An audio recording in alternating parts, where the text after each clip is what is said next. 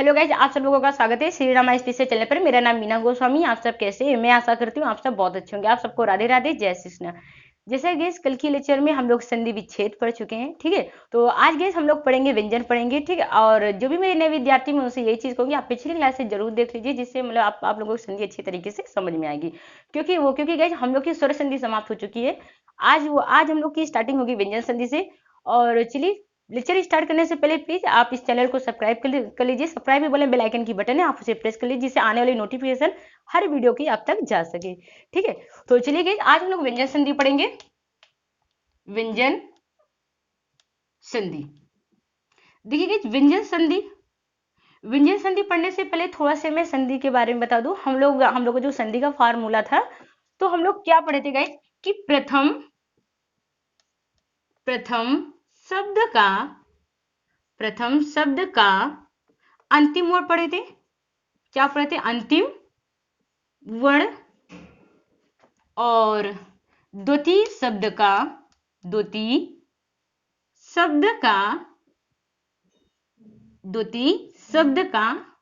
प्रथम वर्ण पढ़े थे, ठीक है गाइस।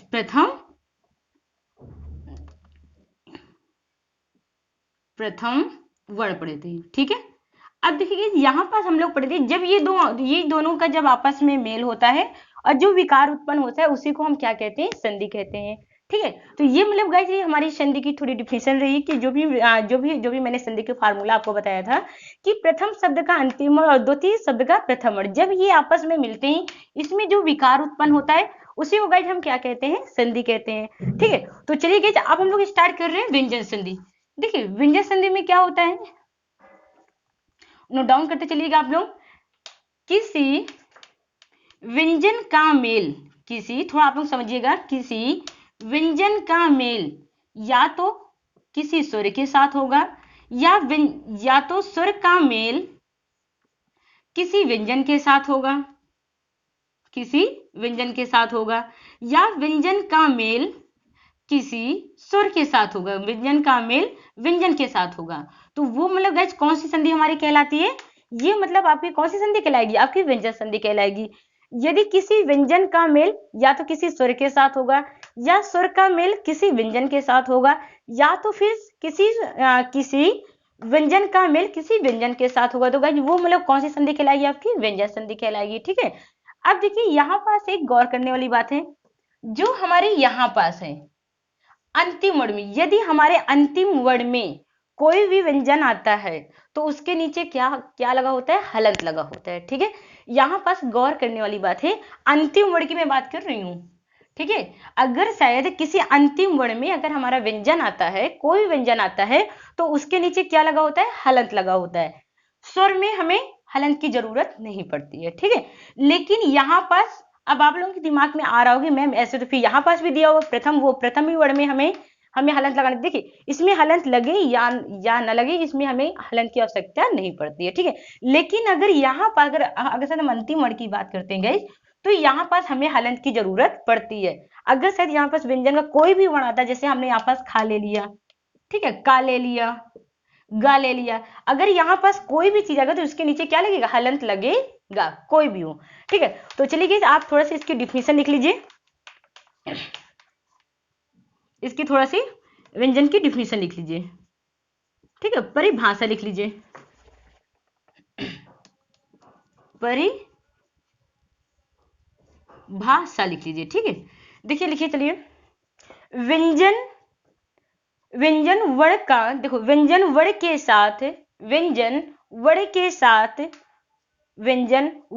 साथ स्वर वर्ण अथवा स्वर वर्ण के साथ व्यंजन वर्ण अथवा व्यंजन वर्ण के साथ व्यंजन वर्ण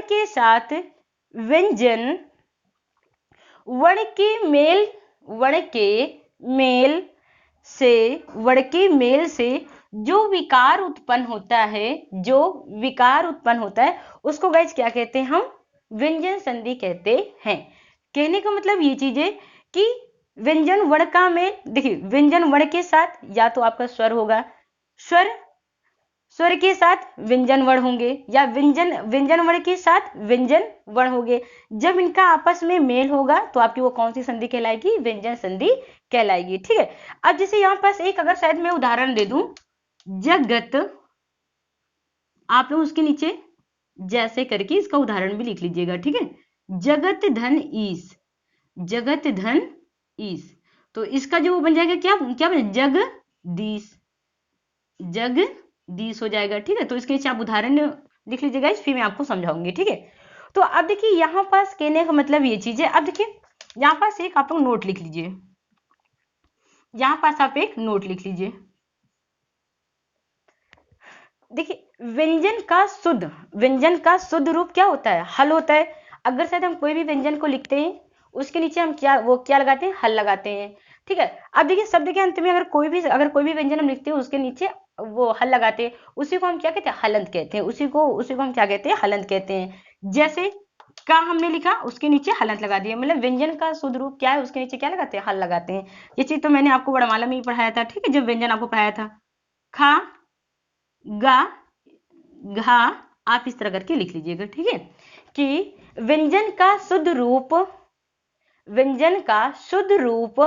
हल वाला रूप होता है। व्यंजन का शुद्ध रूप, हल मतलब हलंत। ठीक है, हल मतलब क्या होता है? हलंत। ठीक है, शुद्ध रूप हल वाला रूप होता है। तो आप जैसे करके इसको लिख लीजिएगा। तो चलिए गाइस, हम लोग व्यंजन संधि पढ़ने से पहले थोड़े से व्यंजन को हम जान लेते हैं। तो आप इस तरह इसका फार्मूला बना लीजिएगा, उसके नीचे डिफिनेशन के नीचे आप इस तरह करके बना लीजिएगा। आपको सिर्फ इतना याद रखना है व्यंजन संधि में कि यदि व्यंजन का मेल किसी स्वर के साथ हो या स्वर का मेल किसी व्यंजन के साथ हो या व्यंजन का मेल किसी व्यंजन के साथ हो, जब ये आपस में मिलते हैं जो विकार उत्पन्न होता है वो आपकी व्यंजन संधि कहलाती है। तो चलिए गाइस, आप थोड़े से व्यंजन संधि पढ़ने से पहले हम लोग थोड़े से व्यंजन के बारे में जान लेते हैं। देखिए अगर शायद हम लोग परंपरागत रूप से देखें तो आपके व्यंजन कितने हैं? 33 व्यंजन है, मतलब 33 व्यंजन है। ठीक है, अब यहाँ पर अब कौन कौन से हैं 33 में? जैसे यहाँ पास आपका हो गया का, खा, गा, घा, अंगा। ठीक है, चा, छा, जा, झा, या,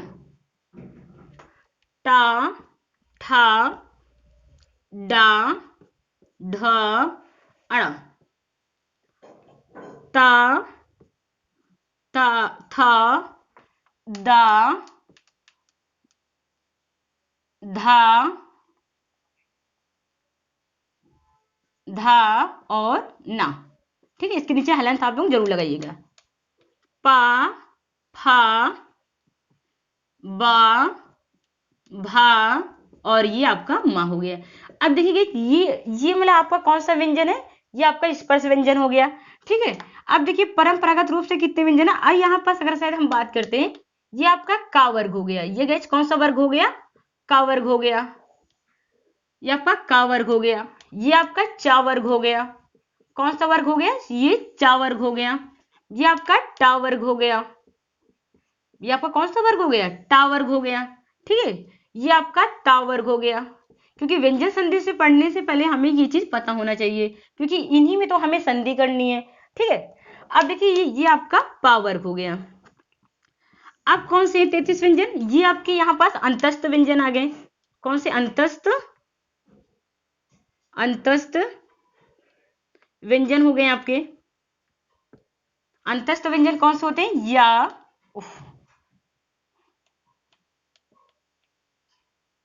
ये आपके गाइस अंतस्थ व्यंजन हो गए। ठीक है, या, रा, ला और वा। फिर आपके आते हैं ऊष्म व्यंजन आते हैं। कौन से व्यंजन आते हैं गाइस? ऊष्म व्यंजन आते हैं। ऊष्म व्यंजन कौन कौन से होते हैं आपके? ऊष्म व्यंजन हो गए आपके। ठीक है, सा, शा, सा, हा। अब देखिए परंपरागत रूप से आपकी ये ये कितने, ये आपके तो स्पर्श व्यंजन हो गए का से, ये आपके गैस कौन से व्यंजन हो गए, आपके स्पर्श व्यंजन हो गए। कौन से व्यंजन हो गए, आपके स्पर्श व्यंजन हो गए। ठीक है, अब देखिए स्पर्श व्यंजन कितने होते हैं, 25 होते हैं, ये चीज तो मैंने बताया ही था। अंतस्थ व्यंजन 4 होते हैं, ऊष् व्यंजन भी 4 होते हैं। कौन कौन से, या, रा, ला, वा। ठीक है, ऊष् व्यंजन 4 होते हैं, स, श, स, ह। ठीक है, अब देखिए गाइस, अगर से आपसे ये पूछा जाए कि स्पर्श व्यंजन का प्रथम वर्ण कौन सा है। देखिए स्पर्श व्यंजन का प्रथम वर्ण कौन सा है, तो ये गाइस आपका प्रथम वर्ण है। ये क्या है, आपका प्रथम वर्ण है। ठीक है, अगर से आपसे ये क्वेश्चन किया जाए कि स्पर्श व्यंजन का द्वितीय वर्ण कौन सा है, तो ये मतलब गाइस आपका द्वितीय वर्ण हो गया। ये आपका क्या हो गया, द्वितीय वर्ण हो गए। इसी तरह तृतीय वर्ण कौन सा है, ये आपका तृतीय वर्ण हो गया। इसी तरह आप इसे बना लीजिए, क्योंकि इसी में हमें पूरा वर्क करना है। ठीक है, इसी में हमें पूरा संधि करनी है। तृतीय वर्ण हो गया, क्योंकि आप लोगों को पता होना चाहिए कि तृतीय वर्ण कौन से होते हैं, चतुर्थ वर्ण कौन से होते हैं। ये आपके चतुर्थ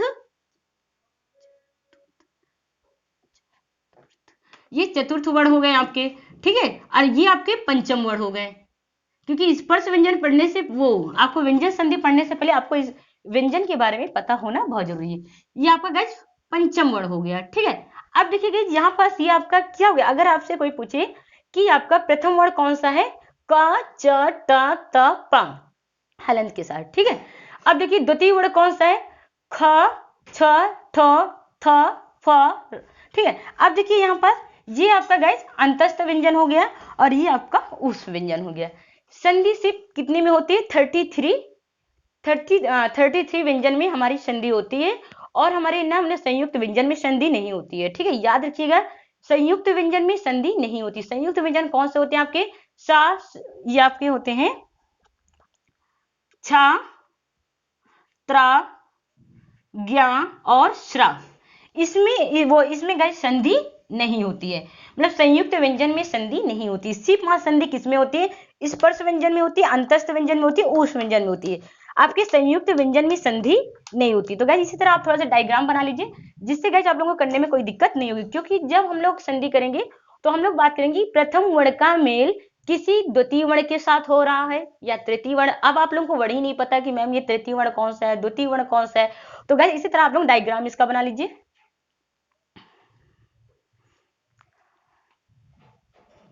ठीक है, तो आप लोग नोट में लिख लीजिए कि नोट करके थोड़ा से कि संयुक्त व्यंजन में संधि नहीं होती है। ठीक है, देखिए गाइस, अब देखिए यहाँ पर अगर शायद आप अब गाइस हम लोग संधि करना सीख रहे हैं, व्यंजन संधि की अभी स्टार्टिंग कर रहे हैं। ठीक है, तो अभी तक गाइस हम लोग व्यंजन संधि में हम लोग पढ़े थे प्रथम वर्ण कौन सी होती है, द्वितीय वर्ण कौन सी होती है, तृतीय वर्ण कौन सी होती है, और चतुर्थ वर्ण कौन से, पंचम वर्ण कौन से। तो अब देखिए यही पास अब हम उसी के बीच में क्या करेंगे, संधि करेंगे, व्यंजन संधि करेंगे। अब देखिए गाइस आप लोग इसे नोट डाउन कर लीजिए। ठीक है, पहले आप लोग समझ लीजिएगा, फिर इसके बाद आप लोग नोट डाउन करिएगा। आप लोगों के दिमाग में आया होगा कि मैम इतनी बड़ी थ्योरी, मतलब इतनी बड़ी डिफिनेशन हम लोग मैम कैसे याद करेंगे, कैसे लिखेंगे। तो गाइस मैं आपको बताते चलूं, ये सिर्फ मैंने आपके लिए इसलिए लिख के लाई हूँ कि थोड़ा सा आप लोग इसको वो करेंगे, मैं आपको ट्रिक के साथ इसको बताऊंगी। ठीक है, देखिए यहाँ पास क्या कह रहा है, वर्ग के पहले वर्ण। तो गाइस पहला वर्ण कौन सा था आपका, का, चा, ठीक है, टा, ता, पा था। पहले वर्ण का तीसरे वर्ण में परिवर्तन। अब देखिए पहले वर्ण का तीसरे वर्ण में परिवर्तन, तो ये गाइस इसकी डिफिनेशन रही, किसी भी वर्ग का पहला वर्ण। अब देखिए यहाँ पास गौर करने वाली बात क्या है गाइस, कि किसी भी वर्ग का पहला वर्ण क्या है आपका, क, च, ट, त और प का मेल किसके साथ हो रहा, या तो किसी स्वर के साथ, अथवा किसी वर्ग के तीसरे वर्ण के साथ हो रहा है, या तो चौथे वर्ण के साथ हो रहा है, या आपका अंतस्थ व्यंजन के साथ हो रहा है। ठीक है, के साथ से होने पर वर्ग का पहला वर्ण अपने ही वर्ग के तीसरे में क्या होता है, परिवर्तन हो जाता है। आप लोगों के दिमाग में आया होगा कि मैम ये तो मेरे सर से परे ही चला गया, मुझे तो कुछ समझ में नहीं आया, ये पहला वर्ण में तीसरा वर्ण में कैसे परिवर्तन होगा। तो चलिए गाइस अब हम लोग इसे फार्मूला से समझते हैं। क्वेश्चन वो आपकी डिफिनेशन क्या कह रही है, पहला वर्ड कौन से लेते हैं, चलिए पहला वर्ड लेते हैं अंतिम। आप लोग इसे लिख लीजिएगा कि प्रथम शब्द का अंतिम वर्ड सिर्फ यहाँ पास मैं अंतिम वर्ण लिख दे रही हूँ, अंतिम वर्ण प्लस प्रथम वर्ण। ये आप फार्मूला जरूर याद कर लीजिएगा, ये आपको पूरी संधि में काम करेगी। चाहे वो स्वर संधि पढ़ के आए तो आपको ये फार्मूला उसमें भी काम किया, व्यंजन में भी काम करेगी और विसर्ग में भी काम करेगी। ठीक है, अंतिम, अब देखिए प्रथम वर्ण कौन सा, किसका मेल हो रहा है, प्रथम वर्ण का मेल किसके साथ हो रहा है, सॉरी अंतिम वर्ण कौन से हैं आपके, ये आपका का हो गया, चा हो गया, ठीक है, आपका टा हो गया, ठीक है। यहां पर लिख लीजिएगा, ये अंतिम वर्ण क्या हो गया आपका, का, चा, टा, ता और पा, ठीक है। ये आपके गाइस क्या हो गए, अंतिम, मतलब पहला वर्ण आपका क्या हो गया, का हो गया, चा हो गया, टा हो गया, ता हो गया, पा हो गया, पा हो गया, ठीक है। किसी स्वर, यहां पास गौर का मेल किसके साथ हो रहा है, किसी, या तो स्वर होगा कोई, ठीक है, किसी स्वर, यहां पास आप ऐसे करके बना लीजिए, स्वर, किसी स्वर अथवा तीसरे वर्ण। देखिए अब तीसरा वर्ण कौन सा है, तीसरे वर्ण के साथ हो रहा है, तो आप लोगों को तो पता है तीसरा वर्ण कौन सा है आपका, गा, च, टा, दा, बा, ठीक है, तीसरा वर्ण हो गया आपका। फिर आपका क्या है, चौथा वर्ण हो गया, चौथा वर्ण हो गया, इसी तरह आप बना लीजिएगा, ठीक है, चौथा वर्ण हो गया। फिर यहाँ पास अंतस्थ व्यंजन के साथ हो रहा, किसके साथ हो रहा, अंतस्थ व्यंजन। देखिए तीसरे वर्ण कौन से हैं आपके, ग, च, ड, द, ब। चौथे वर्ण कौन से हैं आपके, घ, झ, ढ, ध, भ, ठीक है। अंतस्थ व्यंजन कौन सा गाइस, य, र, ल, व, ठीक है। इनका जब आपस में मेल होता है, इनका जब क्या होता है, आपस में मेल होता है, तो ये देखिए इनका जब आपस में मेल होता है तो ये अपने वर्ग के तीसरे अक्षर में क्या होते हैं, परिवर्तित हो जाते हैं। यहाँ पर क्या बोला है कि पहले वर्ण के, मतलब पहले वर्ण अपने ही वर्ग के, मतलब पहले वर्ण जो है अपने ही वर्ग के तीसरे वर्ण में क्या होते हैं, परिवर्तित हो जाते हैं, ठीक है। जैसे ही इनका आपस में मेल होता है तो परिवर्तन किसमें होता है, ये अपने तीसरे वर्ण में अपना रूप चेंज कर लेते हैं, तो का की गा हो जाएगा। इसी तरह आप जा में क्या कर देंगे, आपका जा हो जाएगा, ठीक है, टा का डा हो जाएगा, ता का दा हो जाएगा और पा का बा हो जाएगा, ठीक है। और ये आपका क्या होगा, ज्यों का त्यों हो जाएगा, ये आपका क्या होगा, ज्यों का त्यों हो जाएगा। ये गाइस आपकी बन गई फार्मूला। तो आपको इतना बड़ा डिफिनेशन याद करने की जरूरत नहीं है, सिर्फ आप इतना लिखिएगा कि वर्ग के पहले वर्ण का तीसरे वर्ण में परिवर्तन। तो अंतिम वर्ण कौन सा है आपका, ये होगा जब इनका मेल किसी स्वर के साथ हो या तीसरे वर्ण के साथ हो या चौथे वर्ण के साथ हो। वर्ण आप समझी गए कौन कौन से होते हैं। तो देखिए तीसरा वर्ण ये आपका हो गया, चौथा वर्ण ये आपका हो गया, ठीक है, अंतस्थ व्यंजन ये आपके हो गए, ठीक है। जब इनका मेल आपस में होता है तो ये पहला वर्ण अपने ही वर्ग में क्या करते हैं, तीसरे वर्ण में परिवर्तन हो जाते हैं, ठीक है। और ये आपका ज्यों का त्यों हो जाता है। तो गाइस इसी तरह आप इसको लिख लीजिए। अब देखिए चलते हैं इसके हम उदाहरण ले लेते हैं। अब देखिए यहां पर दिया है दिक, यहां पर जो इसका उदाहरण दिया है दिक, ये एग्जाम में बहुत ज्यादा पूछा जाता है, दिक विजय, दिक धन विजय। या तो एक काम करते हैं जिसके नीचे ही हम लोग करते हैं, जिसमें आप लोगों को करने में कोई दिक्कत ना हो। उदाहरण हम लोग कहां लेते हैं, यहां पास ले लेते हैं। देखिए दिक धन विजय, विजय, ठीक है। अब देखिए यहां बस अंतिम वर्ण आपका क्या है, का है, इसे हम क्या करते हैं, बाहर निकाल लेते हैं, इसे गाइज हम क्या करते हैं, बाहर निकाल लेते हैं, ठीक है। और ये प्रथम वर्ण क्या है आपका, वाह, वह आपका क्या है, अंतस्थ व्यंजन है, ठीक है। अंतस्थ व्यंजन कौन से होते हैं, या, रा, ला, वा, ओके। अब ये जब आपस में मेल करते हैं तो मैंने आपसे क्या बताया है, जब ये आपस में मेल करते हैं गाइस, जब ये आपस में क्या करते हैं, मेल करते हैं, तो परिवर्तन किसमें होता है, पहला वर्ण अपने ही वर्ग में तीसरे में क्या हो जाता है, परिवर्तन कर लेते हैं। तो यहाँ पास आपका क्या हो जाएगा, गा हो जाएगा। बचा हुआ वाक हम क्या करेंगे, ज्यों का त्यों लिख देंगे, ठीक है। अब देखिए गाइस यहाँ पास मैंने आपको क्या बताया था, यहाँ के जो भी वर्ण होंगे प्रथम वर्ण के वो ज्यों का त्यों उतर आएंगे, इसे हम क्या करते हैं, ज्यों का त्यों उतार लेते हैं, ठीक है। अब देखिए यहाँ पास ये दा हो गया आपका, ये आपका, अब इसमें कोई स्वर तो है नहीं है, तो ये इसका क्या लेगा, मदद लेगा। तो ये स्वर भैया कह रहे हैं भैया परेशान मत हो, हम तुमको उड़ा लेंगे अपने साथ। तो ये क्या किया, इनको अपने साथ उड़ा लिए, ये देखिए ये इनको सहारा दे दिए स्वर भैया।